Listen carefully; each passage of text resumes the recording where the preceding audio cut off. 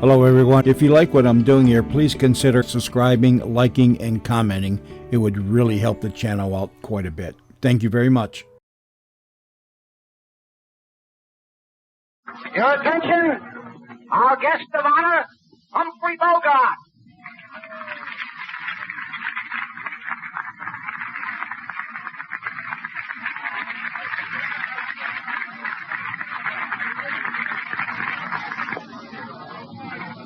Everybody down.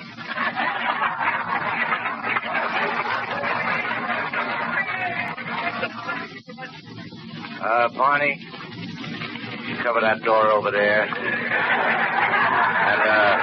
watch they don't take that chicken out from under that glass we always get. And, Jack, you cover the ladies' room. We don't want no broads getting in here. Goody, boys.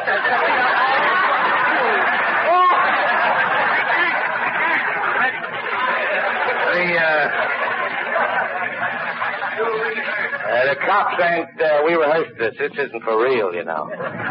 The cops ain't likely to catch up with me, at least not for a while, so we can all be quiet, peaceable, and have a few laughs together and listen to the music. Old Dempsey here, he's got the itch between his fingers, so let's everybody stay where they are.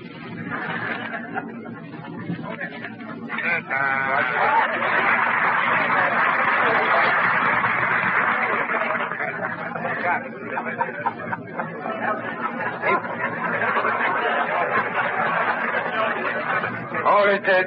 He forgot to piss. A genius.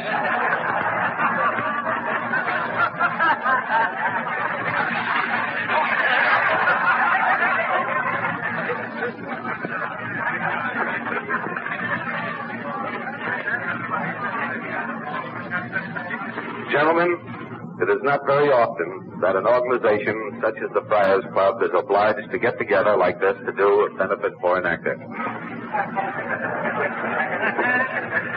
But seriously, New York has always given Humphrey Bogart a royal welcome. Here's a telegram from John Corona of El Morocco to our guest of honor. Stay out of my fucking joint.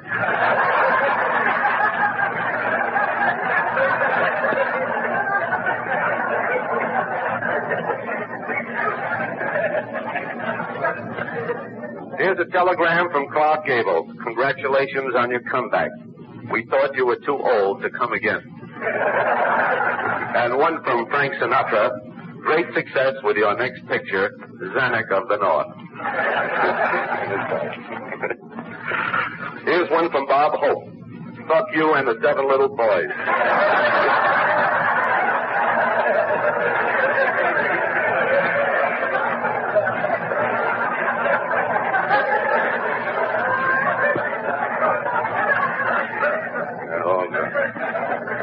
Here's another telegram I'd like to read. Congratulations and continued suck, Liberace.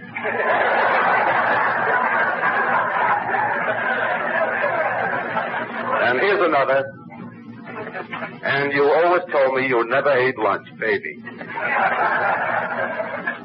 Our guest of honor made his debut in a Broadway play, Swifty, in 1921, and happily was able to outlive the merciless criticism of the late Alexander Walcott, an old fag, and went on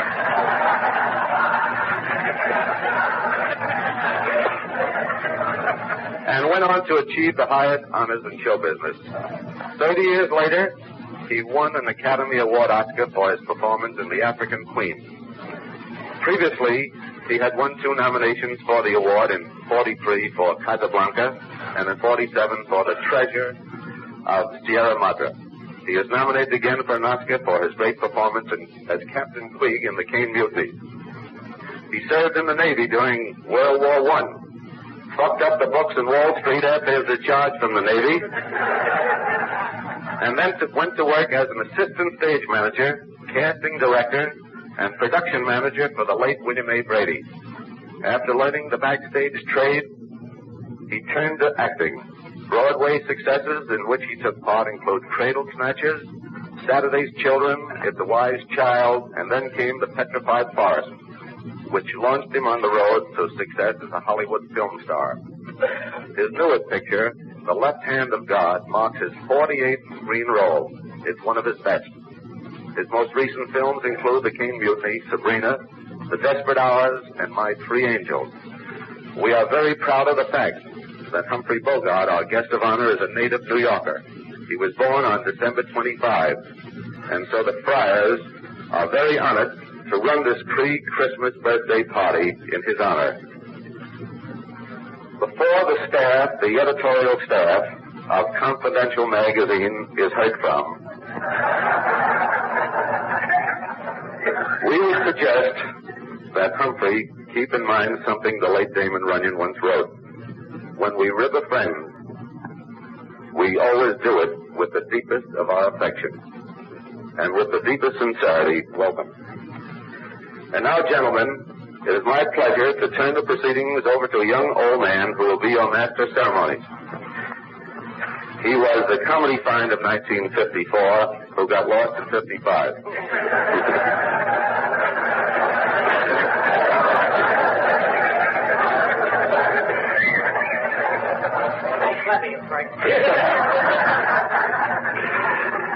He is at the top of the hit parade of all television writers.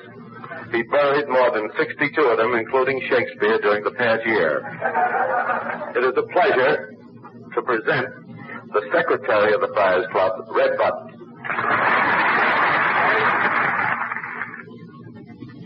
Pretty funny speech. Who wrote it? Good afternoon, gentlemen. Members of the dais, Dean, Friar, Abbott, honored guest, Bogart. Very, very honored to have been chosen to be the postmaster here this afternoon for so distinguished an actor and personality as Mr. Humphrey Bogart. He's been my idol ever since I was a kid, and I really feel wonderful. You'll have to pardon me, I'm still a little choked up about Eddie Wiener's speech.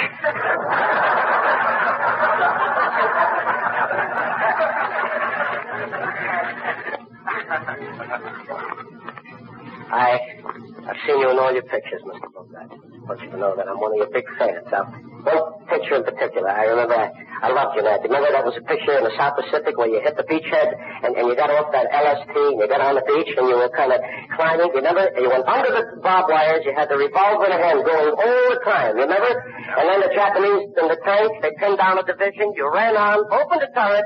You opened the thing. Boom! All the Japanese blew up. You remember that? You're full of shit. It was John Wayne.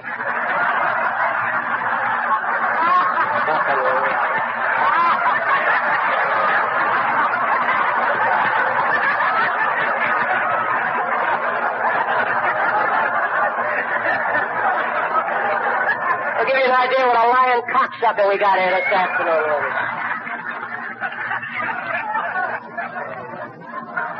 Picture was Iwo Jima. He even killed a few Germans on that beachhead. Fucking yes. You are here today, Mr. Bogart, because the card room has a deficit of $1,100. And don't forget it.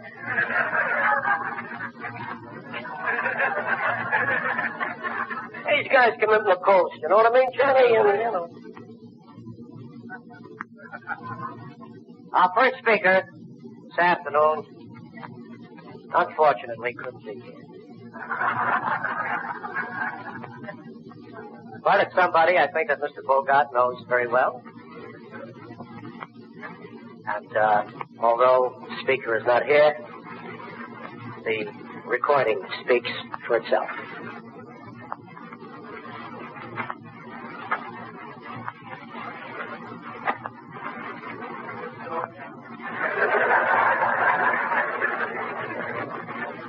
Christ, couldn't give you a more direct cue than that. Pointed a finger, said it in English. Thought that I won, he said. And my first affair, too. Hear that? Huh? This is Lauren Bacall. Yes, Mrs. Bogart, the uninvited guest. You rat bastard. And then he told me that the Friars were giving a luncheon in his honor. Delighted. But when he told me that I couldn't attend because it was a stag, I sure was disappointed. I said, Bogey, why can't I go? He said, baby, it's going to be a little rough. You know how men act at a stag. And that's why women aren't allowed. See? Well, I was furious. In fact, I was goddamn mad. What the hell can the Friar say that you haven't called me? I must tell you of an incident that happened to Bogey before I met him. He was keeping company with a girl, and one day while he was waiting in front of her house, she wanted Bogey to go to the store for her. So she opened the window and called out, Humphrey! Humphrey! And 20 guys ran up to her room. Boys, don't think this guy Bogey is easy to live with.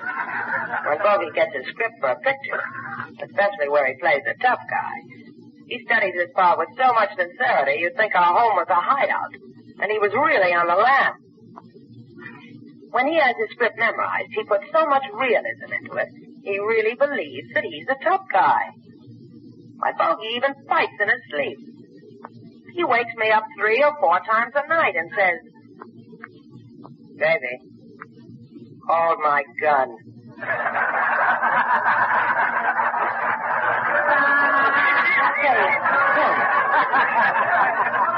What's the step? That's it. That was Lauren Bacall.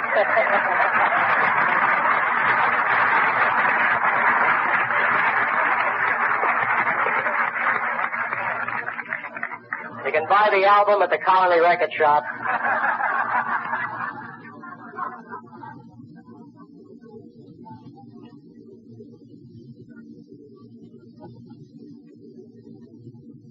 Just fucking a nice girl like that.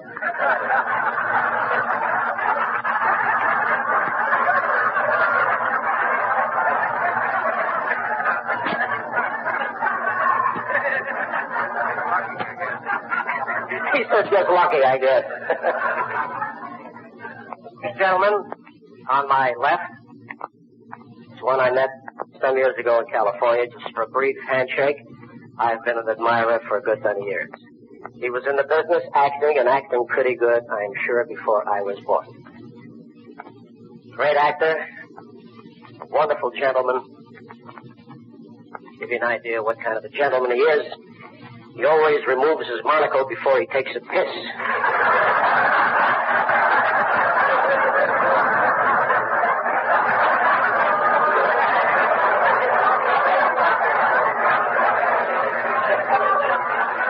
Mr. Charles Coburn.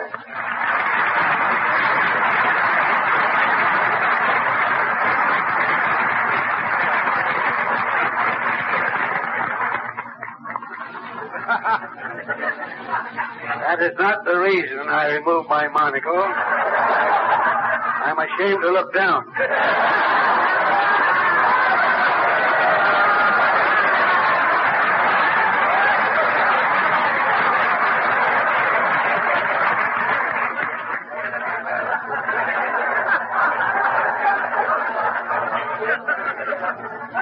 I heard a story the other day. I don't like to use dirty words, so I'll substitute for the dirty words. I'll just say da-da, da-da, da-da. This is the story. Da-da, da-da, da-da. Da-da, da-da. Da-da, da-da, da-da. Fuck.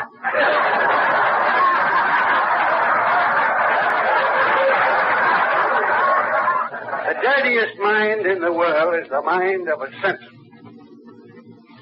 They never see anything in anything except filth. And I'll tell you a brief story which epitomizes the censorship mind. Many years ago, there was a little minstrel company called High Henry's Minstrel. Used to play one-night stands through the East. And they came to a town called Westchester, Pennsylvania. And a man called at the hotel and asked to see the manager and presented himself as the self-appointed guardian of public morals. He said to the manager, I understand you boys have got some dirty jokes. I said, well, that's very strange. We pride ourselves on having a very clean show. Well, he said, I want to tell you, I'm going to be in the first row tonight with my wife. And the first one that pulls a dirty joke, I'll stop the show. He said, that's all right, mister. So he was there in the first row, and everything was going along fine. Finally, the star-end man comes on with a fanfare and rattle of horns and tambourine. And says, good evening, Mr. Interlocutor. He says, good evening, Mr. Boone. Mr. Interlocutor, tell me, what is the best thing about a woman? Well, really, Mr. Bones, I don't know. Tell me, what is the best thing about a woman? And this guy jumps up and says, if he says cut, I'll stop the show.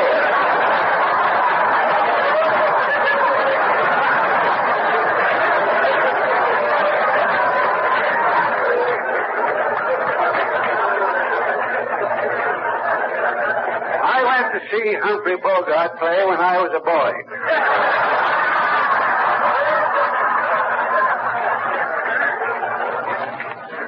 I used to play later on, when he was an old man, I was playing pool with him down at the Players Club. He was always the son of a bitch.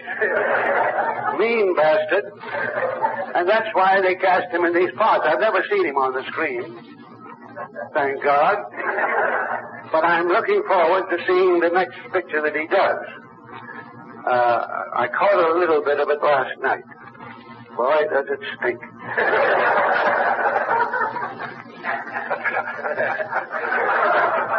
It's a beautiful thing, really. Humphrey, I congratulate you. You've done a magnificent job.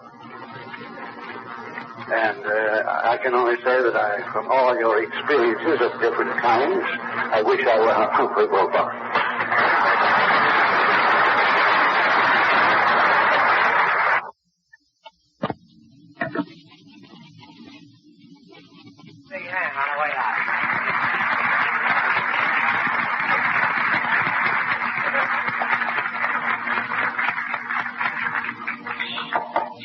He's got a cocksucker waiting for him.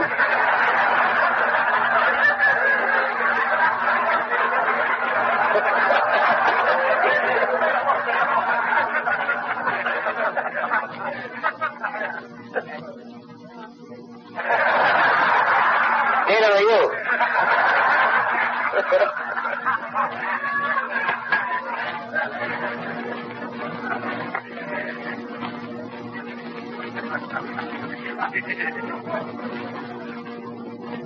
You are pretty mean, you know that. Tell you how mean he is. Even the good guy in the picture's a prick. Why did I say that? Just when you're rolling.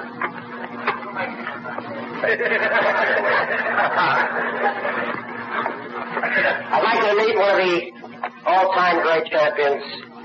I grew up with him. I was a kid on the Lower East Side. And I must have mentioned his name maybe 3-4 times a day. Every time a kid had hit me, I'd say, fuck you. My father's Jack Dempsey will kick the shit out of you. Jack Dempsey, the great.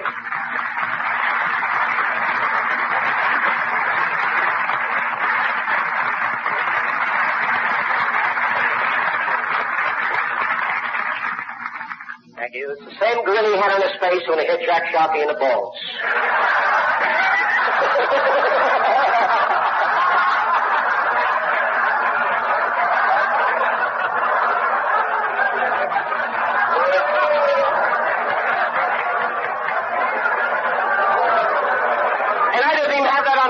I made that up.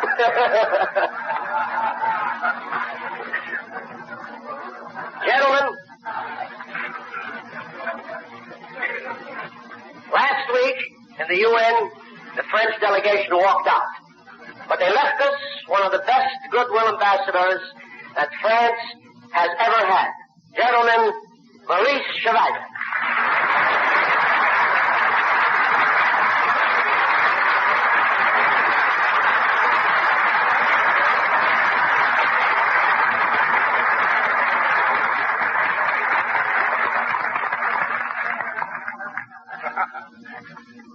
Gentlemen, really, I didn't expect to to have to talk, and really, I'm not prepared, but I feel that I have to thank you anyhow, you see. I've come back in your wonderful country only 1 week ago, and I've got to adjust myself to the new kind of America that I'm seeing, you see. For a Frenchman, it's very hard to talk about so many cocksuckers and...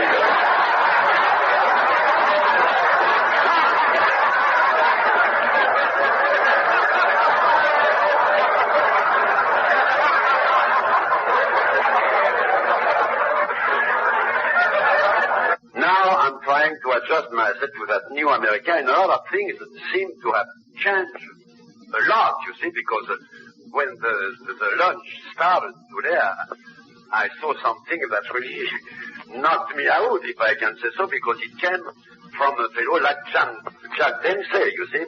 When you see a fellow like Jack Dempsey just do a thing like that and kiss a fellow like Bogart, you know, it's something very big, I mean to say. It's something that I have to write home and say that there is something different now in all Broadway. No, I want to tell you really that I'm really very happy to be back in your country, trying to do something that I would love to do in my own career. I'm very happy to be received so friendly, and I'm very proud that Joey Louis, that great comic, asked me to come today for Humphrey Bogart, because as all the Frenchmen, and I'm afraid as all the whole world, I admire Humphrey Bogart because he's, to my opinion, a great artist, a man's man, and even a lady's man with that kind of sad look that he has, you see. So, I wish you all the best, and I try to do my very best to deserve to be received in such a great country, so friendly. Thank you very much.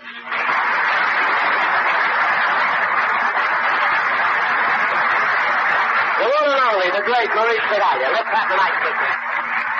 Wonderful to have you back. And in the words of your countrymen, arrivederci.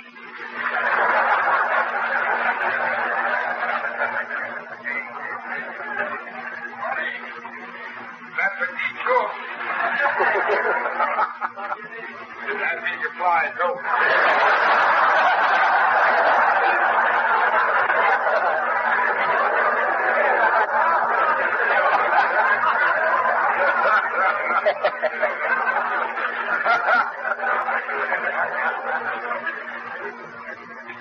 You met one great champion in the world of sports. Here's another. Anything I can say about this gentleman really would be superfluous. Joe DiMaggio.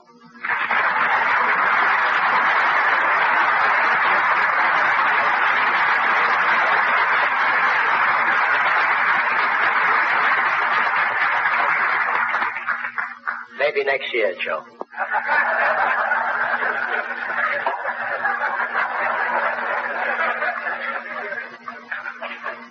Tell you how good this boy was. They should have cut him a piece of the series.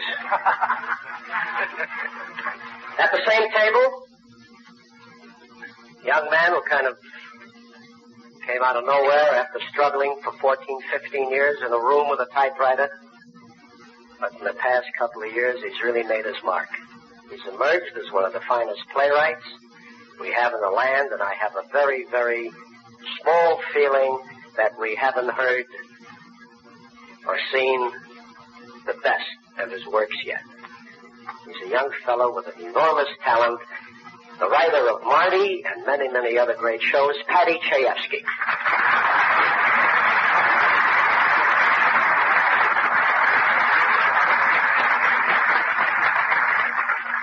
I'd like you to meet a young man who's been around Broadway a long, long time.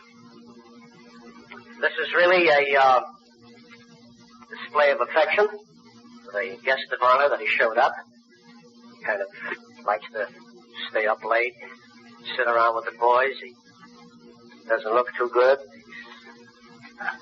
Just kind of sits around, referring to a young man whose act killed more Jews than Myron Cohen.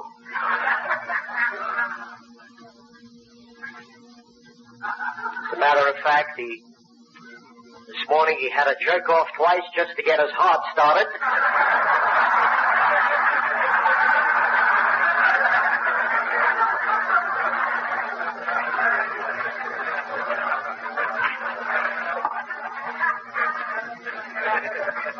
Star of Wall Street. Young man who just came in from the West Coast with some of that well-known fuck you money. Rules. Well, I certainly want to thank you. I haven't got anything on the paper. I live out... Oh, your paper. I live out in California. I've only been here a few weeks, and I want to tell you that out there, all shitheel. Everybody out there is a shitheel. I don't know why. I guess it's the sun. If you're a nice fella and you got about 4% shitheel in you, the sun seems to drag it out. But I can honestly say, although there are a lot of shitheels out there, this does not go for Humphrey Bogart. Because anybody that could be sweethearts with George Raft for 8 years has got to be a nice fella. He and Raft are very close. And about Mr. Chevalier, he don't know anything about all this talk with the cocksucker and the contraband. He's been playing with my pick for half an hour.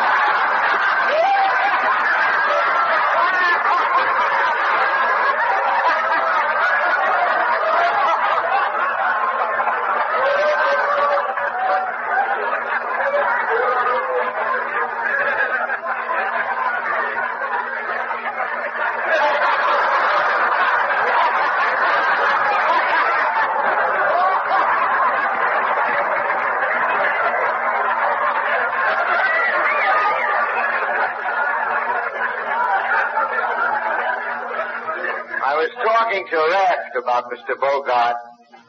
He thinks he's a hell of an actor. Of course, you saw him in the Cane Mutiny, you know, where he plays with the ball. But Raft says that he can play with a pair of balls in a room. Well, of course, everything you make up, it can't be good.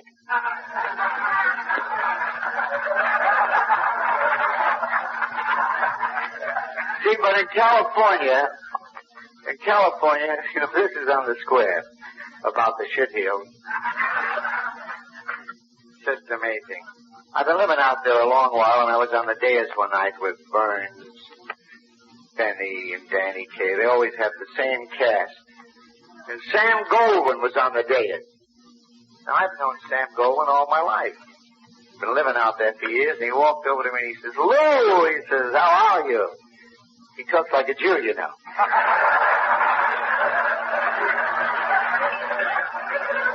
Louis says, "Certainly glad to see you." He says, "How long have you been in town?" I said, "About 11 years. Yeah, this is the truth. Now, in closing,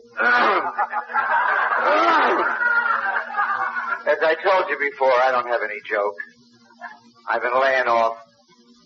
Well, I've been smoking now for 8 years. It's my only business. I smoke.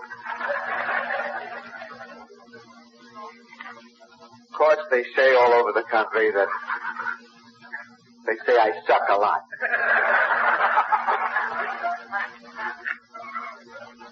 They have to talk. They got to say something. They got to tear you down, you know. I give you my sacred word of honor, gentlemen, that I have never sucked a cunt in an airplane in my life.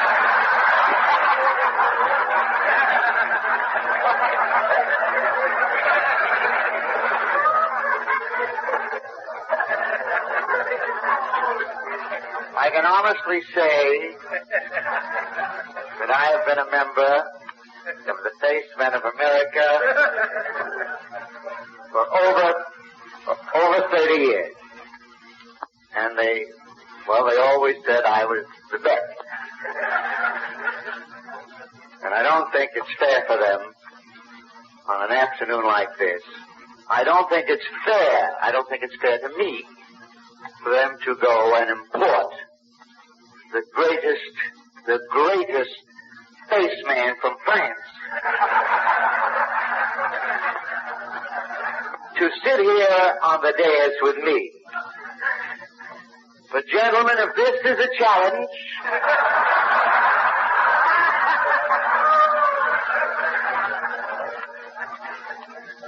he has the best of me. I'm 62, he's 69.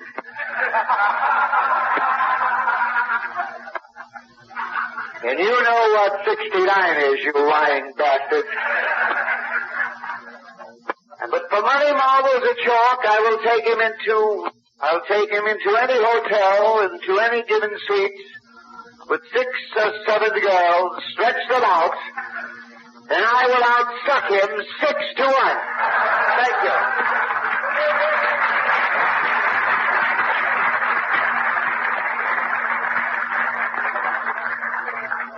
Last speech came to us through the courtesy of the Gaiety Delicatessen.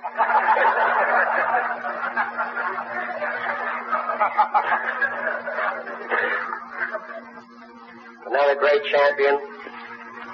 A wonderful, wonderful guy. Loved by all, I'm sure. Barney Ross.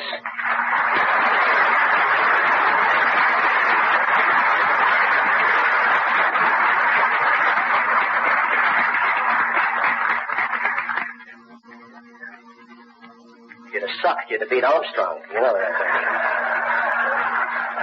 But you blew it.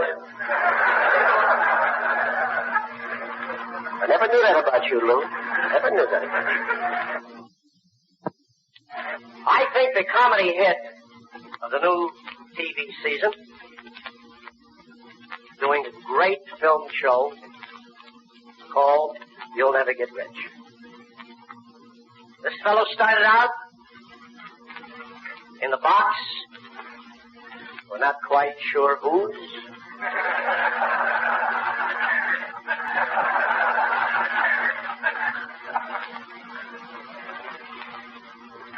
Product, burlesque, my opinion, one of the cleverest comedians we've ever had in the business. But not only a great performer, a real classy guy. I know the word has been abused and kicked around our street. A real classy fellow. Give you an idea of kind of class this fella had. I was in a room with him one day at the Hotel Dixie.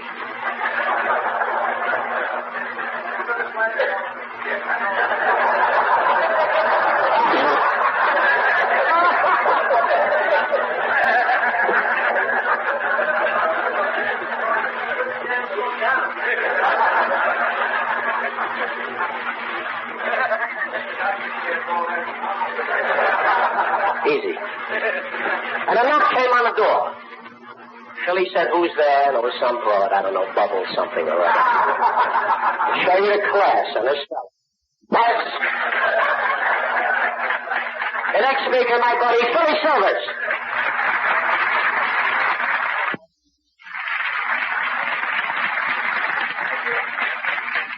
Thank you very much, Red. It's a great feeling of relief to be at the gathering with a Toastmaster who of a necessity will not be given to reminiscing. And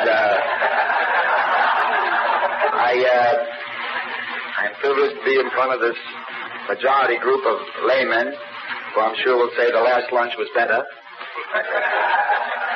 But Red, as a slight test, you mentioned burlesque, which I was just in briefly. I was doing a piece for Cosmopolitan. I had no desire to be in this file. Well, these notes are no good. I made some notes to answer Jackie Leonard.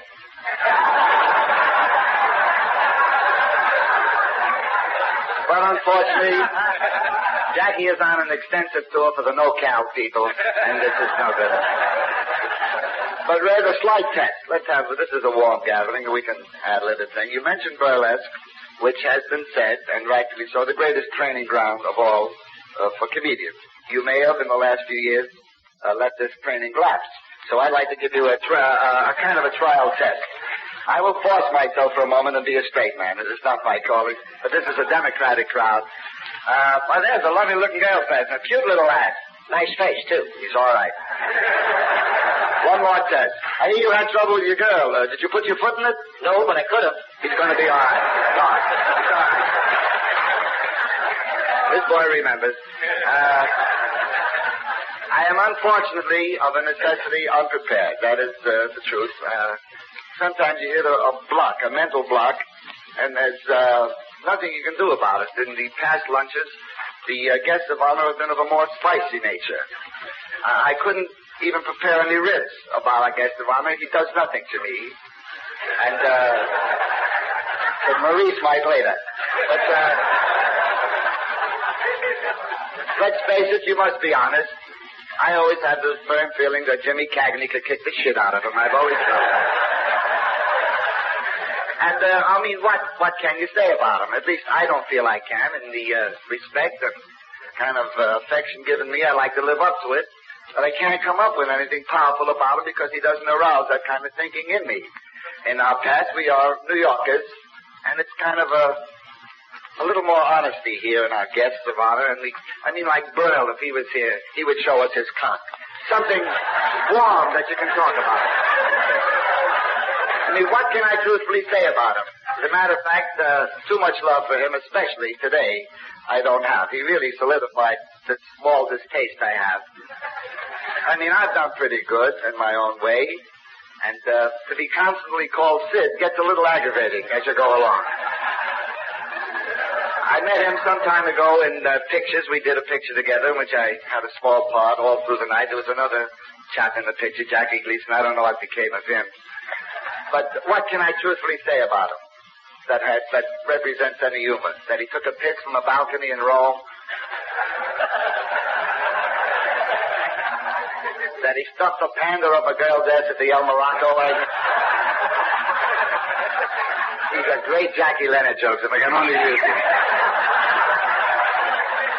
Really embarrassing. However, with the affection given me, they always put me on late thinking I could follow these jokers, but I can't. Tonight, or this afternoon anyway, I'm I may say so, a good plot comedian. There's nothing of a storyline that's happened here that can encourage this, if I may say so, warm wit of mine. However, it is very nice to be here, as although it is. I live right upstairs, and I'll leave immediately, and let's not get too noisy. They have a very delicate broad upstairs waiting for me. I think Coburn beat me to it, however. But, for what it's worth, to me, just to be here, to sit next to a man, because there's not much else that's very important. I have the happy faculty, I think, as a comedian, to drop it when other things are happening. To be this stimulated about the World Series or any other events, I think, is a happy attitude to have. The film series I'm doing doesn't just take up all my time. I mean, I think Burl is ready to be taken. This is factual. It doesn't bother me that he's opposite me. Not much, except when I look at the rating. But to sit next to what I think is the most important thing, at least in my life, right now anyway, a warm gentleman. A gentleman of great conviviality. A gentleman that's one of the fellas. It kind of rubs off on you, because in the helter-skelter today, to sit next to a man that does, with all the kidding aside, represents a good guy. In the parlance, one of the boys. That's about all I could ask for. And I'm so proud to get a small piece. Joey, it's lovely to sit next to you.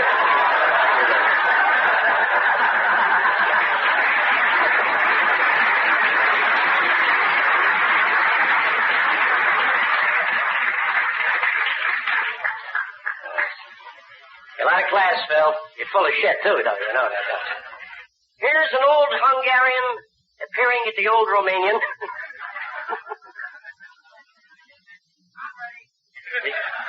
The illegitimate son of Sadie Banks.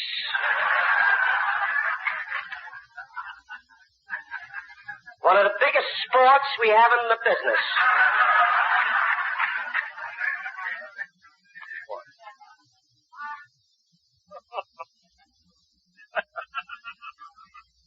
scared is really a sporty kid and a big spender. Give you an idea of what a big sport this boy is. 2 winters ago, he ran out of a burning hotel in Miami, completely naked. He had his hat on and his pants over his arm. He ran out, he got a hold of a fireman. He said, pardon me. He said, did you see a beautiful red-headed broad with 2 big tits with a nice ass? Fireman said no. He said, well, if you see her, give her a fork for me. It's all paid for already.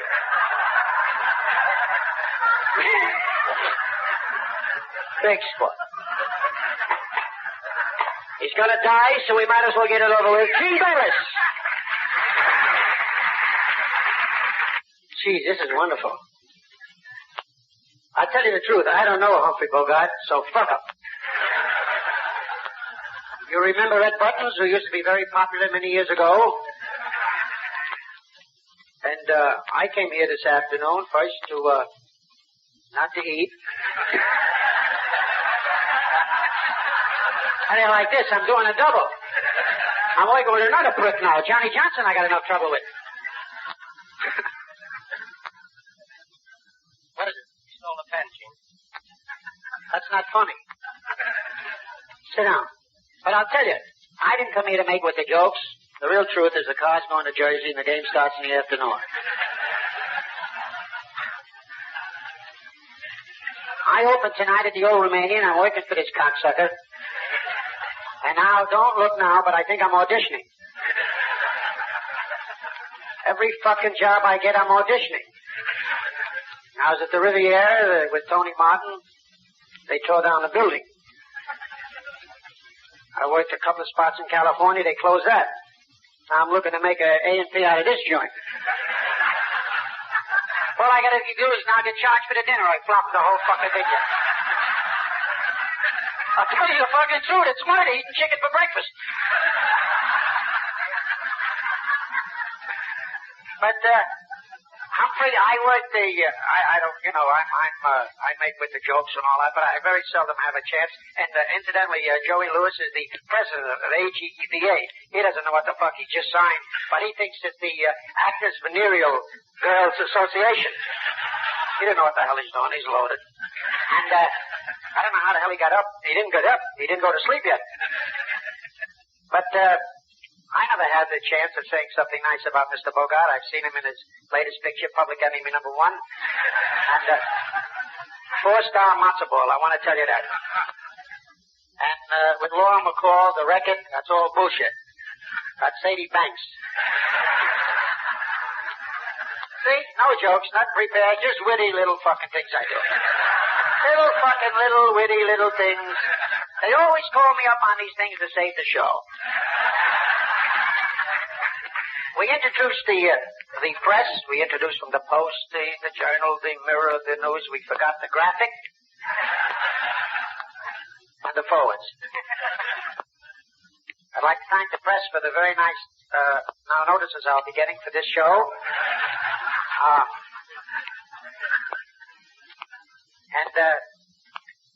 I'll tell you the truth. I can have you screaming up here, but I'd rather have you come down to the old Romania because I got a good deal there with Silverman. I don't get a salary. I get 10% over $180,000. But I'm the only entertainer in the show that's allowed to cook in the dressing room. I made a funkin' fucking dinner last night.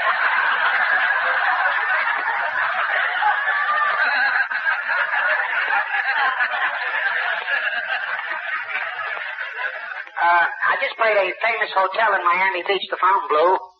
Fabulous hotel. It's a little overdone. They got an 8-piece band playing in the men's room.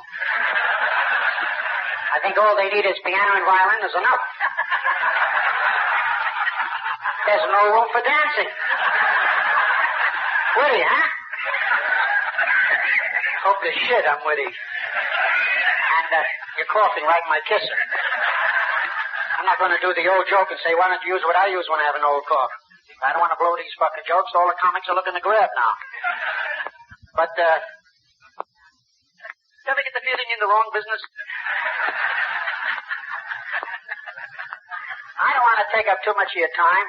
You've been a wonderful audience. I hope to come back for the next Friar luncheon. But as far as Mr. Bogart, I think you're a great actor. I'd like to have you down for my opening because this is what Silverman's been bullshitting me all week. Come to the Friars, bring down some fucking actors because I didn't read the clause. I got to work exceptionally fast now because I got to get over to the Paramount and see if there's any mail. And, fucking idiots. Look at these people. There's no shows no more. Don't you get it? Oh, fucking idiots these are. They look at me like losers. I'd like to thank you all. I'd like to wish you all a Merry Christmas and a Happy New Year. Because I don't think I'll be around this way again. But you've been very, very kind, Mr. Bogart. You're a great actor, and I'd like to be a great comedian like you're a great actor. I'd like to thank you for being on the dais.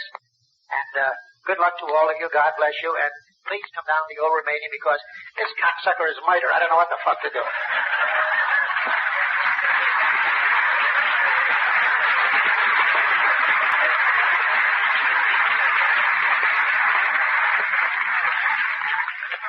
Okay, Carl, no tab for the afternoon. Like rare old wine. God bless him. Our wit, and has been a wit for a long, long time. The wonderful Sally Violinsky. Sally!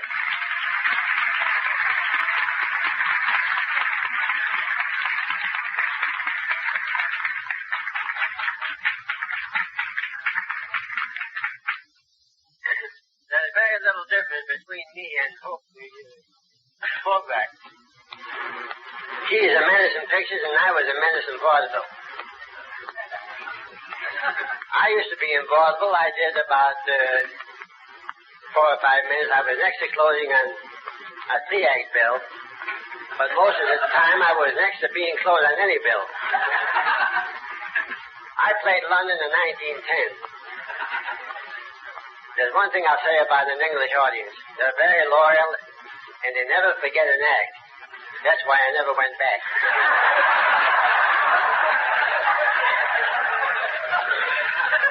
I got tired of acting, so I started to write songs. I remember the first song I ever wrote was a moonlight song that never saw daylight.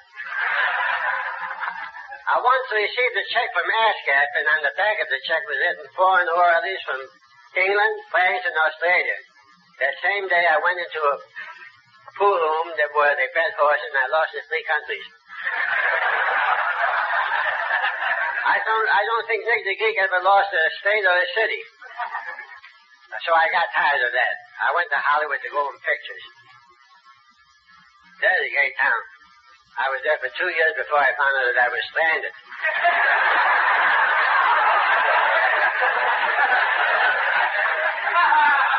But my day come, I got a phone call from a studio. Wanted me to do a gangster in a picture. So I got to the studio, and I saw 2 rival gangs. I asked the director which gang he wanted me in. He says, pick anyone you want. And to show you how lucky I am, the gang that I picked was knocked off the first day.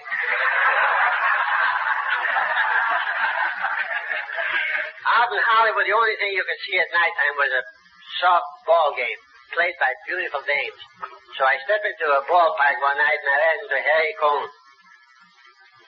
of the Columbia Pictures. I says to Harry, why don't you sponsor one of these teams?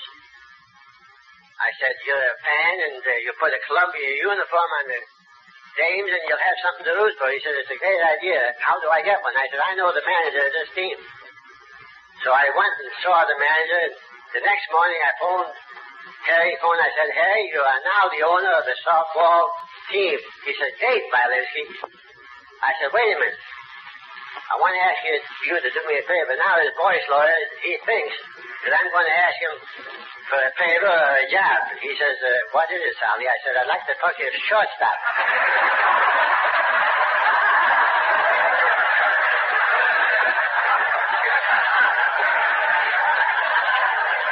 Which he is still doing. I went into show business the hard way. I played the piano in a whorehouse. I played the piano so good that the customer used to stop in the middle of the fucking to applaud me. That's what gave me the idea of going to show business. I knew that they'd have to applaud in a theater, so what do you think happened? They were still fucking. I had a burning desire to have everybody stand up and cheer me when I did my act. So I got up a finish for the finale of my act, I had a dame walking to the piano stark naked. And I played the Star Spangled Banner very quietly, and there wasn't a prick in the audience that didn't stand up. Thank you, Sonny. Sonny Valinsky. I'd like you to meet a wonderful guy. Great wit. He probably hates me by now. I'm saving him for last. Fellow has a very, very successful show called $1 a Second on TV. It was to this boy that Milton Berle once said, "Hey, kid, you want to see my cock?" And that's the way it all started. I love him. I was at his home last night celebrating his birthday. The very, very wonderful Jan Murray. Jan, come on.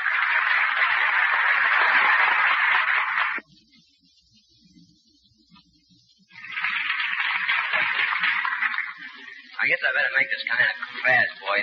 You know, Mr. Bogart, you and I never met, but we both got a good fucking here tonight. This afternoon, you as the guest of honor, they straighten you out pretty good, sir. I'm a man who respects you. These other guys here, you know, I thought I'd vomit here today. I feel so out of place on this whole dance. I'm the only one still fucking, you know what I mean? I felt like I was in the wrong building or something, you know. I felt like I was a fag, you know, doing something unnatural. Don't breathe on me, you wolf. Anyway,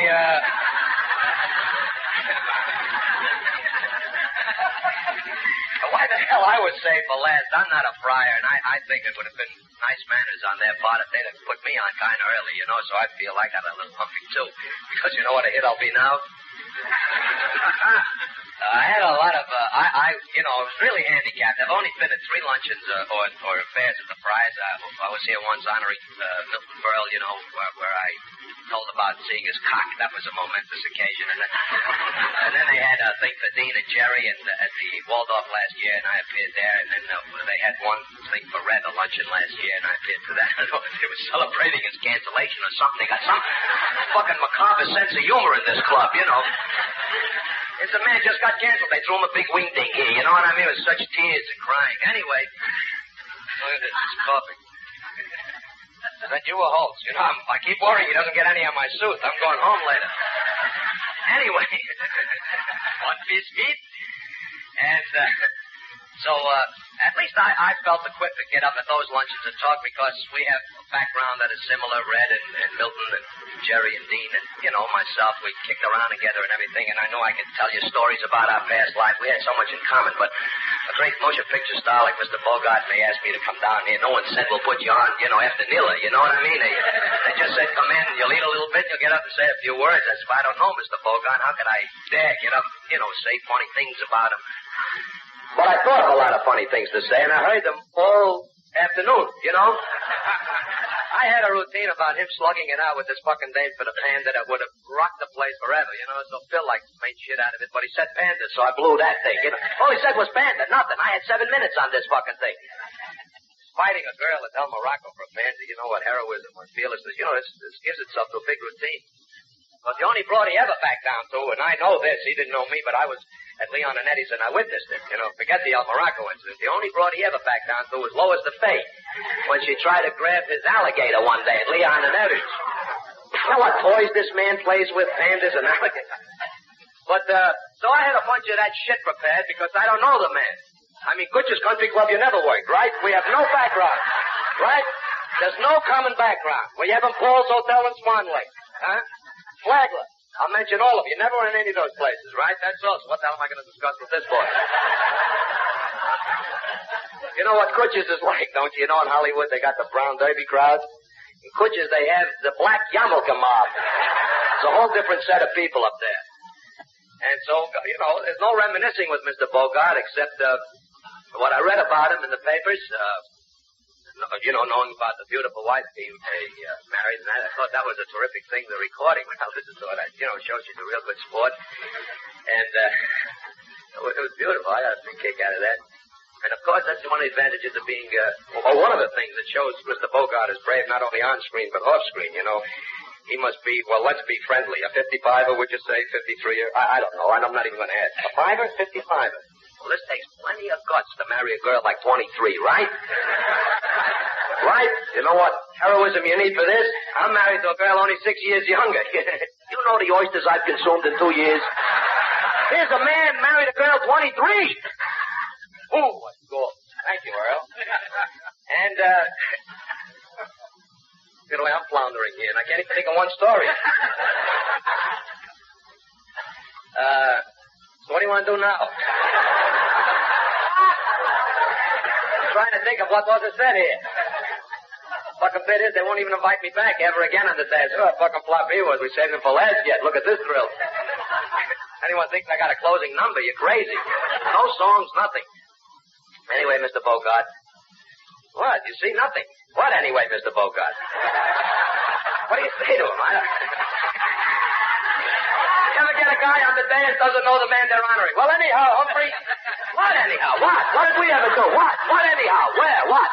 You know, you ever see this for fucking embarrassment? This they say for last, like a man's going to get up, reminisce with him. He's also looking at me strange. Who is this butch that's coming up here talking on? Anyway, Mr. Bogart. He never saw me in his wife. Oh, I never worked with my uncle and father. Who the hell do you think I am? Look how mixed up he is. They thought I worked with my uncle and father. Well, one thing I know, you never worked them, huh? What kind of name is Humphrey for a Jewish boy? Well, I'll tell you, maybe I'll tell you one story. Thank God I thought of something just now.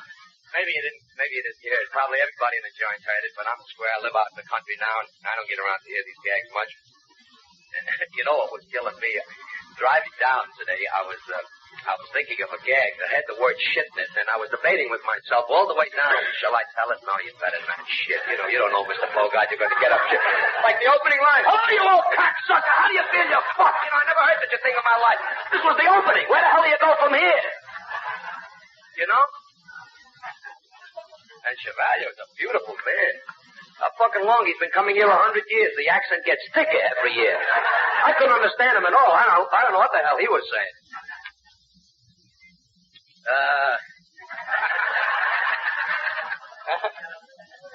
That's the only way I know him. See, these schmucks imitate him all these years. You know how many mimics made a living from him? Easiest man in Hollywood to imitate. Little plastic surgery. You remove the upper lip and that's it. You do the whole imitation. Anyway, this story I wanted to tell you.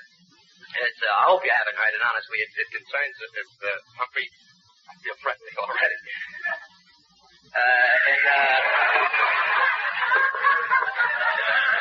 He's the one thing you gotta say. It's a great, this is the busiest actor in the whole show business industry. Two big pictures opening this week. One opened already, right? Left Hand of God and Desperate Hours. This morning I was shaving and got him on my electric shaver. You can't miss this man anymore, you know? All over the lot, this boy is, and it's wonderful because he's a great actor. The Left Hand of God, he plays a priest. Is this typecasting? A priest. 2 days after the picture was released, 3,000 drunks became religious fanatics all over the country, you know. I told you I didn't know. I'm trying to think. I read once he drank, once he fought. Listen, I'll tell you the story. In Central Park, the tavern on the Green, Humphrey, they have a little club there. A lot of elderly gentlemen come there, 80, 90-year-old guys. They come around and play chess, checkers, just a nice little place to sit around. So one day, like a new candidate came over, a wrinkled guy, snow-white hair. He sat down. He said, "Gentlemen, you mind if I join you?" And I said, "No, sit down." So I talked to him for about a half hour, asked him where he's from, et cetera, his name, and so forth. And so finally one of the guys said, "Boy," he begins to notice the guy doesn't wear a hearing aid, hasn't got false teeth, doesn't wear eyeglasses. He says, "Boy," he says, "you're in pretty good condition." He says, "You look pretty good." He says, "Yeah, thank God, I hear, I see, I got my teeth." And the old man says, "Boy," he says, "that's marvelous." He says, "That's really wonderful." He says, "Well, I'll tell you." He says, "When I was 14 years old, I was a very sick boy, but my family doctor said to me, 'Son, if you want to grow up to live to a ripe old age, you got to get fucked 4 times every day.' And since then, I've been getting laid 4 times every day." The other guy said, "That's wonderful." Hey, by the way, how old are you now? He says, 24.